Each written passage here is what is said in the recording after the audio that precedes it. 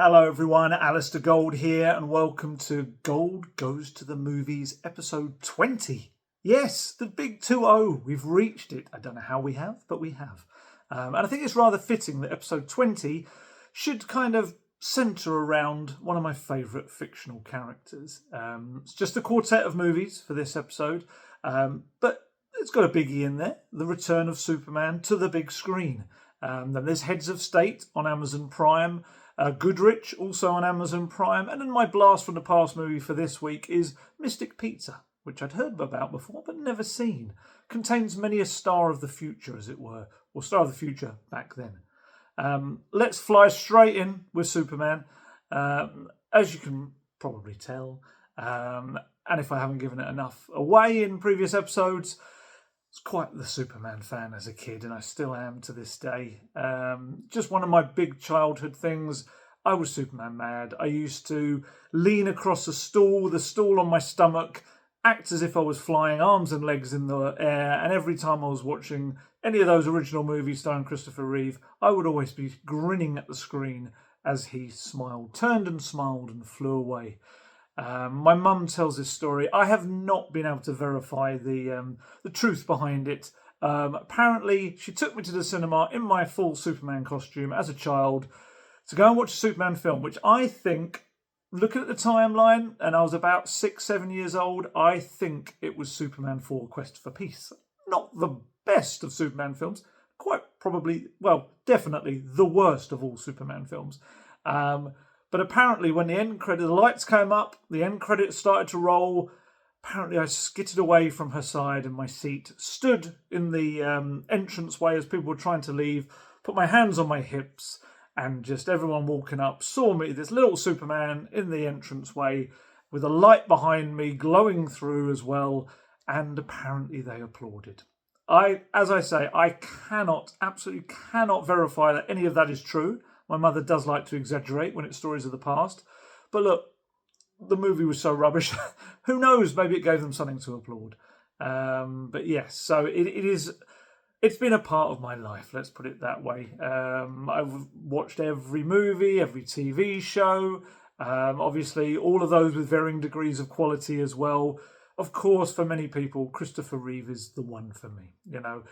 As a kid, it just blew my mind. I genuinely, as the tagline said, I believed a man could fly. And, Superman 2 I really enjoyed Superman 2 and always will as well, especially, with Richard Donner's large input into it before he was removed. And of course, if you've seen his director's cut as well, never a big fan as a kid of the scene when Superman gets beaten up. But you've got to go through that to give you this great kind of double ending towards the end of it, which is normally where an ending is in a movie. And of course, we had the late, great Gene Hackman as Lex Luthor in both of those as well.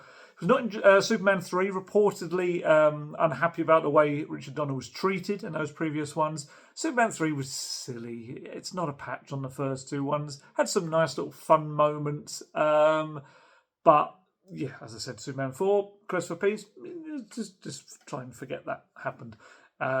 Christopher Reeve knew that as well. He was very, very vocal about the fact they made a bit of a mess of that.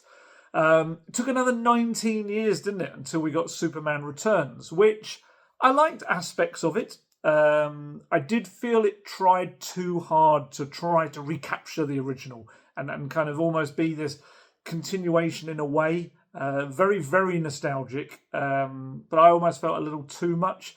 Don't get me wrong, Brandon Routh was a good Superman. Some of the set pieces in it were visually stunning. There's a whole sequence with a plane and landing in, was it a baseball field? I can't remember what it was. It just fantastic. But yeah, I was a huge fan of some of the stuff that happened in the final third of the movie, and Kevin Spacey's Lex Luthor. It was a little bit hammy and pantomime for me, and I know there's an element of that to Lex Luthor, but yeah, it wasn't perfect. Took another 7 years, and then we got Man of Steel, of course. I really enjoyed that movie. I did. Yes, it was much darker, but I thought Henry Cavill was an excellent Superman. Kind of pitch perfect in trying to bring this light within all this gloom and darkness, which is the Zack Snyder way of doing things. A lot of the casting, actually, in that movie, I really liked what they did with it. Batman vs Superman, Dawn of Justice, wasn't a particular fan of. I thought the director's cut of that was a little bit better. Same with Justice League, of course. We got Zack Snyder's, 27-hour version of that as well, which I did sit through in one sitting. And I didn't mind it. It was better certainly than the original, as in the original Justice League. But yeah, I would say none of that series, the Henry Cavill series, really got anywhere near what Man of Steel did, in my view, which was probably my favourite post-Superman 2 iteration of the character. All of which brings us to today. And 2025 Superman, played by David Corenswet, directed by James Gunn of Guardians of the Galaxy fame, Suicide Squad, Slither was a film I loved that he did way back in the day. Wasn't like a commercial success, was a big kind of critical success. Kind of launched his career as a director, really. And look, as I said, big fan of Man of Steel, but I wasn't one of these that was like desperate for this now to fail because it didn't have Henry Cavill in and it wasn't part of the Snyderverse and all of this sort of stuff. Look, don't get me wrong, I liked Henry Cavill's performance in it, his portrayal of the character. I was disappointed, didn't get a chance to continue. But I also felt like post Man of Steel, the other movies didn't really do him much justice, if you'll pardon the expression as well. And look, I knew that this was going to be a younger Superman, an earlier point in his time as Superman. And I kind of like, I don't know about everyone else, but Superman and James Bond, they're the kind of, for me, I've got no problems with different actors having a different go at it, different takes of it. I've got no issues with that whatsoever. Like I say, Christopher Reeve is my childhood Superman, and I will always see him as Superman, but that doesn't mean that others can't have a go at it. And it's funny, it's the opposite where I'm at with Indiana Jones. With Indiana Jones, Harrison Ford has had that role for 40 years or so. I don't want to see anyone else trying to play Indiana Jones. I'm quite happy with that. That's it. No more, no remakes, reboots, whatever you want to call it. That's fine. That's fine. That's done. Let's let it lie. That's absolutely fine. Let's not dig up that at all. So what did I make of this new Superman? Originally called Superman Legacy, before they dropped the Legacy.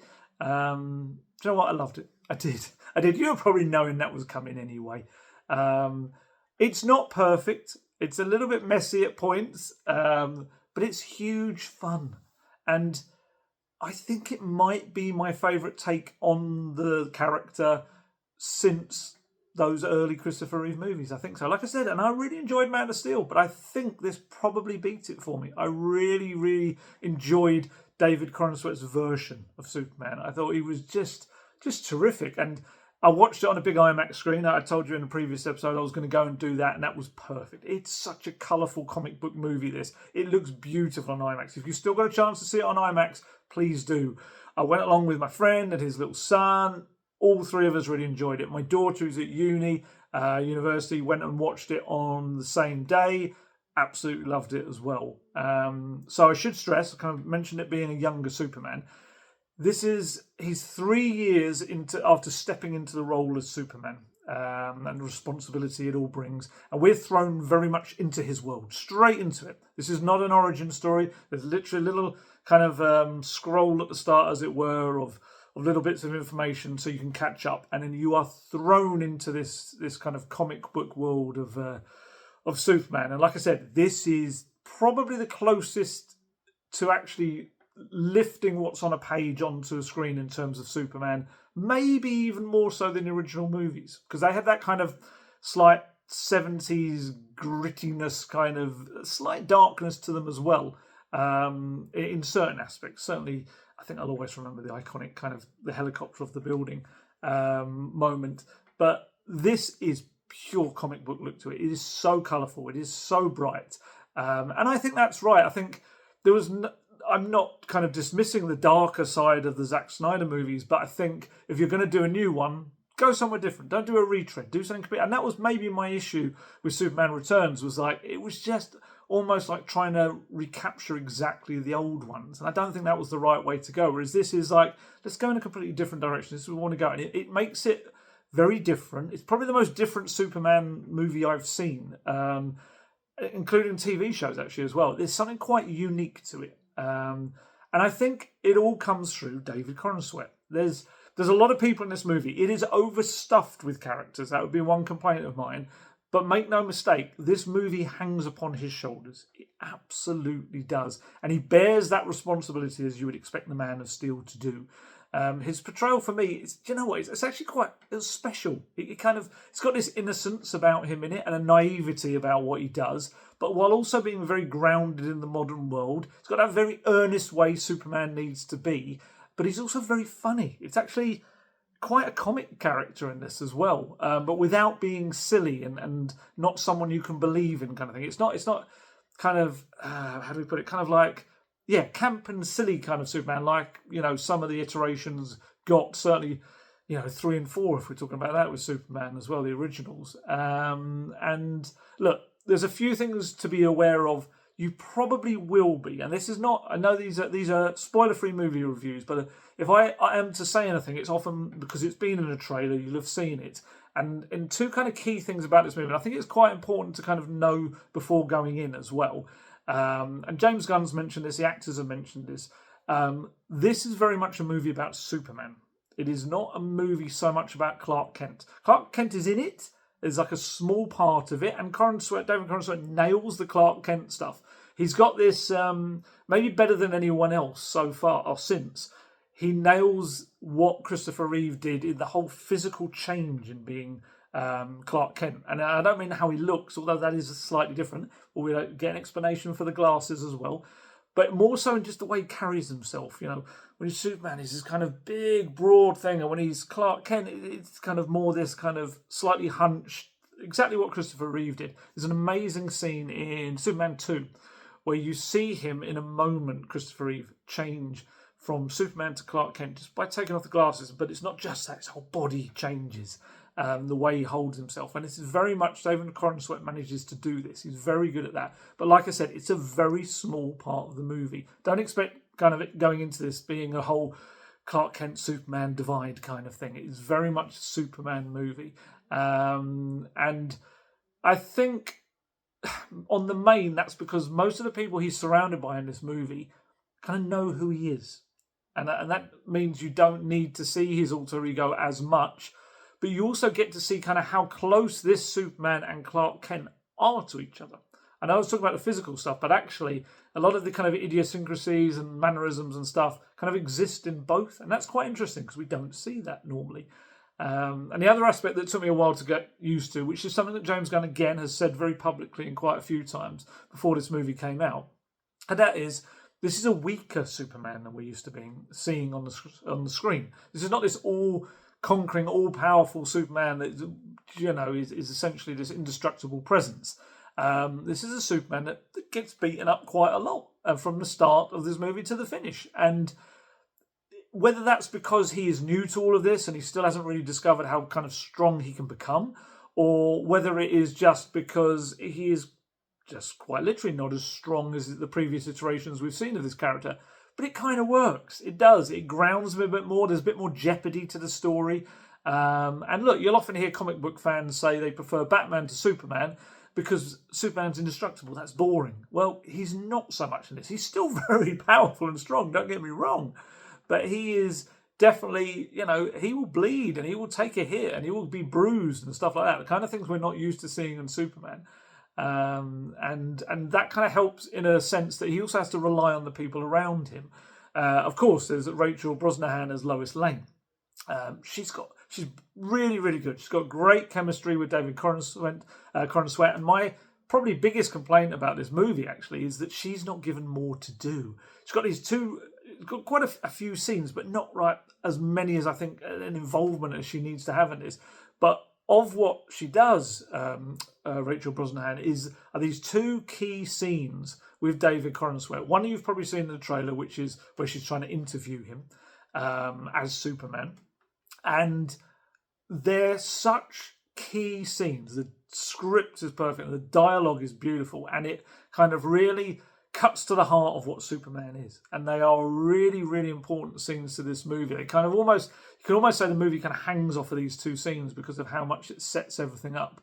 And also there's some good moments of the group of heroes that he works with that help him and he helps them. You've got Nathan Fillion as he's always an amusing guy, isn't he, in everything he does. long history with James Gunn. Did Slither back in the day, like I mentioned earlier. He plays Guy Gardner, a Green Lantern, who's a how do I put this? Anyone that hasn't read the comic books, he's a character.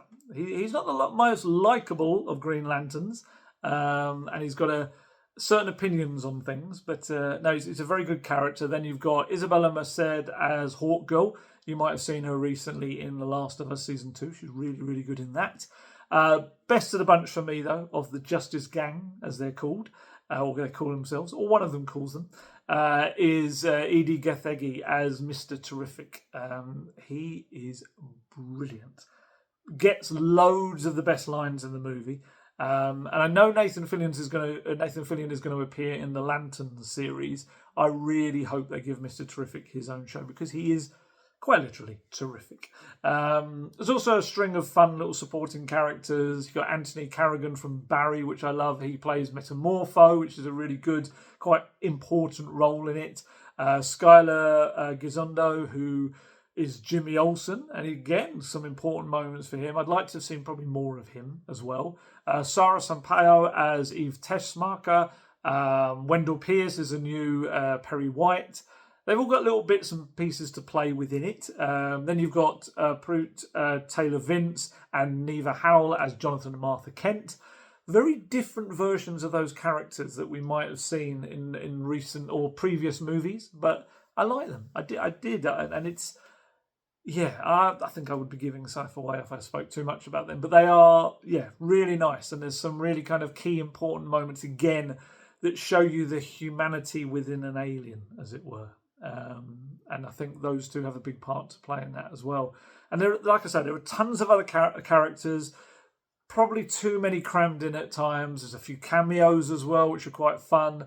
There are two other key characters I have not mentioned yet, though. I'm kind of saving them for a little bit beyond Superman and Lois Lane. The first is Crypto the dog, who's based on James Gunn's old dog, Ozu. Crypto is a rather naughty dog. But he steals every scene he's in. He is great fun, very good. He is, we know how James Gunn has kind of what he's done with animals in the Guardians movies and everything, and no different here. Crypto it's a lovely character, and we shall see more of Crypto in the future, which you will find out if you watch the movie. And of course, the other main character, we've mentioned him before in previous iterations, is Lex Luthor. So Lex Luthor here is played by Nicholas Hoult, British actor, obviously came to prominence with About a Boy many, many, many years ago, and has done so much since then. He was in Nosferatu, which I enjoyed as well. Been in X-Men First Class movies. He actually originally auditioned to play Superman in this film. And I think the fact that he's tall and physically able to kind of look into the eyes of David Corenswet when they meet, it works well. It really works well. And make no mistake, this Lex is evil. Maybe the most kind of just clearly evil Lex that we've had thus far. He would destroy the world if it meant destroying Superman. He hates him that much. And Nicholas Hoult is very, very, very good. He kind of never veers into pantomime or hamminess at all. Just sometimes it's like real utter rage that kind of bursts out from within him. He is a very kind of dangerous, clever Lex, and he is a very worthy adversary for this young Superman. Look, as I said, it's not a perfect movie by any stretch of the imagination. It is overstuffed, especially the first half. I actually feel it gets better and better and better as it goes on. It kind of finds its pace a little bit better in the second half. There's too much exposition in the script at times. When you get those moments where people are talking about stuff, and it's a bit like, you're just doing this to tell us a story. This is not how people talk. There's one moment when Lois and the Daily Planet crew are going up, I think they're going up a stairway to a helicopter. And through the entire walk up those stairs, there's so much exposition just being spewed out. And you're like, okay, you've got to explain stuff to us. But maybe just you could have kept those a little bit more simple. But look, what I would say is the most important part of it, as it was with James Gunn's Guardians movies, it's just got this real heart at the centre of it. And that is the key thing for me. At its core, it's just about a really kind man trying to do good things in a cynical, kind of complicated world that doesn't really know how to take someone like that. And, as we live in that kind of world right now, I think people are going to read too much into aspects of this movie. I think they're going to try to find things, claim this means that, claim Superman represents them or doesn't represent them, or this is what we do, isn't it? And we kind of overanalyze things to ridiculous extremes. And I think that kind of misses the point of this movie. And it misses the point of Superman, really. Superman is meant to kind of represent the good within all of us, and the need to look after others, not hurt them. He doesn't really belong to anybody, yet he wants to help everybody. I think James Gunn said, and I love this kind of way of thinking, if one single person comes out of this movie and does something good, then he's done his job. And I think that is what this is all about. It's what Superman represents. Is this the desire to do something good?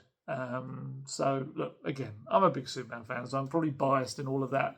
But, yeah, I enjoyed it, and I do think we could all do with a bit of Superman in our lives. And I think that's why this movie is kind of creating good word of mouth. And I feel like its box office will keep going, because I think a lot of people are going to say, you know what, yeah, I really enjoyed that. And I think there others that maybe weren't desperate to go to cinema will go and then watch it. They'll take their children and stuff like that, because it is a movie I think it's a 12 over here in the UK, 12A. But, I think a lot of people will take their young kids. Like I said, my friend took his young boy, and there was nothing that was like kind of scary or anything horrendous for him.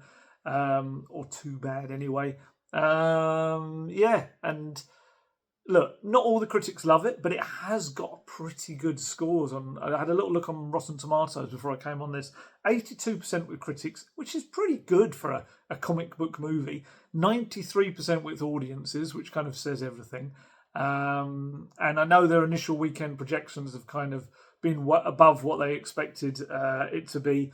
I think it cost $225 million to produce, another 100 million or so to kind of promote, because I said in previous videos there's been a lot of promotion of this movie, and I think some talk they need to make about 500 million to kind of really get into a profit with this film. I don't think they'll have any issues with that, because it's been out this weekend. In America, I think they had another couple of nights for Amazon Prime members who got kind of exclusive access to go and see previews.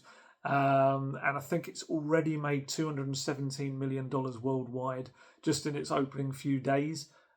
So yeah, I don't think it'll have any issues getting to the kind of numbers they want it to. And that means the whole DC Gods and Monsters slate that they've got, this whole universe coming, sets it up quite nicely. If this is your kind of opening one, it's kind of like the Iron Man back of the Marvel universe, isn't it? If this one does well, then, it should launch everything. And of course, for James Gunn, it kind of means double, doesn't it? Because he's not only the director-writer of this movie, he's the co-head of DC. So there's a lot kind of was riding on this film. I think he tried to play it down in the days before, but you could kind of see since he's been very thankful to people for kind of turning out in the numbers they have thus far. And actually for Warner Brothers, it's a massive deal as well, because Warner Brothers they were struggling, but they kind of smashed back on track. They've had 5 #1 movies in a row in their opening weekends. You've had a Minecraft movie, Sinners, Final Destination, Bloodlines, F1, and now Superman, all in a run. So they are, quite literally flying again. Before I forget, mid-credit scene and a end credit scene. So stick around till the very end.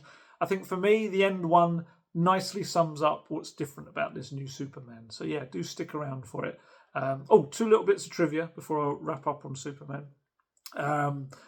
Movie started filming on February 29th, which is Superman's birthday in the comic books. It was also filmed in parts of Cleveland, where the character, of course, was created by Jerry Siegel and Joe Shuster all the way back in 1938. And also, actually, as an addendum to that as well, Christopher Reeve's son, I think his name's Will, pops up in a cameo as well, so keep an eye out for that. Like I said, of course, as always with movies, everyone will have a different opinion, and by all means, make your own mind up on it. But I just thought it was a good-hearted movie with a nice message that kindness is just no bad thing, is it, in a world that always doesn't seem to have time for it, so why not? So that's Superman. Yes, please do go see it and let me know what you think of it. And if you can see it in IMAX, really do. Next up, Heads of State on Amazon. Very different kind of film, starring Idris Elba, John Cena, Priyanka Chopra. Won't lie, I thought it was going to be absolutely dreadful. Thought it was going to be an absolutely horrendous film. But I thought, it's a new streaming movie. Let's have a look. But, maybe I have to whisper this quietly, but was actually quite amusing. It was quite fun. I was really surprised. It really shouldn't be, because it's ridiculous. It's high concept stuff, predictable at times. Special effects are a little bit hit and miss as well. And this does not have the budget of something like Superman. Yeah, it's got this funny little kind of thread of charm throughout it. It's a little bit like a throwback to an 80s buddy movie. The action scenes are also, albeit sometimes not the greatest kind of in terms of effects, they're actually quite inventive, some of the fight sequences. So if you're not aware exactly what it entails, so the story has Idris Elba as the British Prime Minister and John Cena as a former action movie star who's become the US President.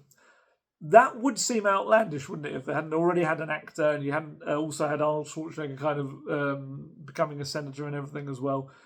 So governor, wasn't it? Yeah, so look, they're an unlikely pairing, as it were, and the pair of them don't get along to begin with. And of course, you know what happens in movies like this when they don't start off getting on, and they kind of get themselves into some sticky situations, being on the run from a Russian arms dealer and his assassins. And it's quite silly fun. Priyanka Chopra steals every scene she's in as an MI6 agent. She kicks serious butt in this movie. And in a similar vein, you've got Jack Quaid pops up, who I love from The Boys. He's got this really fun little role as a CIA officer, and he makes the most of it. It's really, really good. I still really want to watch Novocaine that he was in as well. I think that's coming to streaming soon, I hope. Paddy Considine from House of Dragon and Mobland, which I really loved as well. He's the bad guy. Carla Gugino is in there as the vice president. Like I said, the set pieces are quite inventive, but it's all mainly about these two very watchable leads, powerhouse kind of action stars, as it were. And it's all directed, I think this helps, by the Russian director Ilya Nashula, who brought us Nobody, which is a really good film, which had terrific action moments in it as well. So yeah, look, not a great movie, but more fun than I expected it to be. It really was. Another movie on Amazon, Goodrich, which I think was from last year, which stars Michael Keaton as Andy Goodrich, who's told by his wife right at the beginning of the movie that she's checked into rehab. So he has to adjust his whole life. He's an art dealer. He had a job that didn't really leave much time for the kids and his wife. And then suddenly, bang, he's there and he has to sort everything out. These young kids going to school and everything. And it's quite a nice film. It's written and directed by Hallie Myers Shire, who's the director of the the daughter of the legendary director Nancy Myers. So Myers Shire wrote this movie with Michael Keaton in mind as a central character, and thankfully he chose to do it. It's also got Mila Kunis as his grown-up and heavily pregnant daughter from a previous marriage. In this movie, he was previously married to a character played by Andy McDowell, and Mila Kunis' character is longing for the kind of attention that he is now lavishing on his young children because he's the only one there to look after them. And yeah, it's just a warm little movie. It's probably not one you're going to remember for long after seeing it, but it's just, yeah, it's a nice little film. It made just shy of $2 million at the box office, but it was only released at just over 1,000 cinemas, I think 1,055 screens. And look, if you're looking for a little heartwarming film that doesn't reinvent the wheel, but it does take some little unexpected turns, especially towards the end, and it has this very charming Michael Keaton performance kind of underpinning it all, then it might be worth a little under, 2.5 hours of your time. It was all right. It's all right. Last up, this week's Blast from the Past, which is Mystic Pizza from 1998. 1988, not 98. 88, 98. Oh, I've written in my notes as 98, but I have a feeling now it's 88. I'm pretty sure it was 88 because I think it was 2 years before Pretty Woman. So I watched this with my wife, who did enjoy Goodrich. She watched that as well. And our oldest daughter. It was like a Saturday night movie. Thought it might appeal to them as well, as I needed to find a Blast from the Past movie. They both fell asleep. They both woke up later saying it was too slow for them. It is slow. It is definitely slow. It kind of left me to watch something that I thought was going to be more perfect for them. About this kind of coming-of-age story about 3 teenage girls working in this pizza parlour in the seaside town of Mystic in Connecticut. So yeah, I ended up just having to sit there and watch it myself.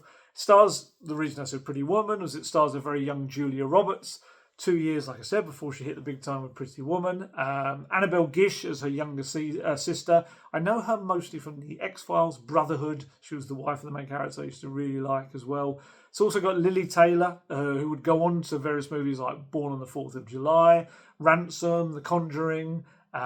She also had an Emmy-nominated appearance in The X-Files as well. But it's also got loads of other actors who would go on to kind of get bigger, like Vincent D'Onofrio, who's currently Kingpin in Daredevil. The late Conchetta Ferrell, who was great fun. I think it was Rose, not Rose, it wasn't Rose, in Two and a Half Men. Rose was the name of the lady that kept just bursting into the house, wasn't it? You have to remind me in the comments. She was the kind of the housemaid in Two and a Half Men. Also, very young Matt Damon as a child pops up in a bit of a blink and you'll miss it screen debut. It's all directed by Donald Petrie, who his first movie, I think it was, as director. He would then go on to direct Grumpy Old Men, Miss Congeniality with Sandra Bullock, How to Lose a Guy in 10 Days, Gene Hackman's last movie actually as well, Welcome to Mooseport, among others. It was written by Amy Holden Jones about this pizza place in Mystic that she actually went to during a summer. I think she spent her summer in Mystic. Her big break probably would come later than this. She adapted Indecent Proposal from the book it was based on. She would also write Beethoven and The Relic, which I really loved that as kind of like a horror adventure movie. I don't know how you describe The Relic, really. And she also created the medical drama The Resident in more recent times. And look, Mystic Pizza, it's just a pleasant, slow story about this little slice of Americana, really, if you pardon the pun. 3 girls, 3 very different relationships. Yes, it is a bit slow. And like it's a slice of life kind of movie more than a great insight into anything. But you could see the quality on display. It had all these talents of the future, and you can just see Julia Roberts is a star in the making at that point. You know, she was always going to become this huge star, and I mean, I just kind of what she's done since then is just remarkable, isn't it? What an incredible career. So yeah, they're the 4 movies for this episode. I know I spent a fair bit of time on Superman, but like I said, something a little bit special to me. I thought for the 20th episode, we'd go a little bit, dig into it a little bit more. What else we've got coming up? I Know What You Did Last Summer. It's coming up in this coming week. Friendship as well, the Paul Rudd movie. Then we've got the next big superhero movie, which is the Fantastic Four, First Steps, which I'm really looking forward to. Then we've got Together, The Naked Gun, the new one of those with Liam Neeson. Weapons, which looks good. Freakier Friday. The Materialist as well, which Pedro Pascal coming back as well. Nobody 2, I mentioned Nobody earlier. Nobody 2 is coming out as well. Eddington, which looks quite interesting as well, with Joaquin Phoenix, Emma Stone, Luke Grimes. That's coming out as well. Yellowstone, Luke Grimes is from, if you're not aware. So yeah, loads of movies coming out. So loads more videos to do. And I'm sure there'll be lots of blasts from the past that I'll kind of watch. Please do give me a recommendation. I have seen a hell of a lot of films, but there are always times when I've ever asked for this, people will suggest stuff and I'll be like, oh, yep, nice, I'll try that. So if you want to give me suggestions of movies from the past, that can be from a couple of years ago or they can be way back in the past, please do. And if I hadn't seen them, I will let you know immediately and I will try to fit them into future episodes. Because there's so many movies out there in existence that there's no way we could have all seen all of them. So there you go. Right, time to head off. Time to fly off. As always, stay healthy, stay safe, look after yourselves, and most of all, keep watching those movies. Goodbye.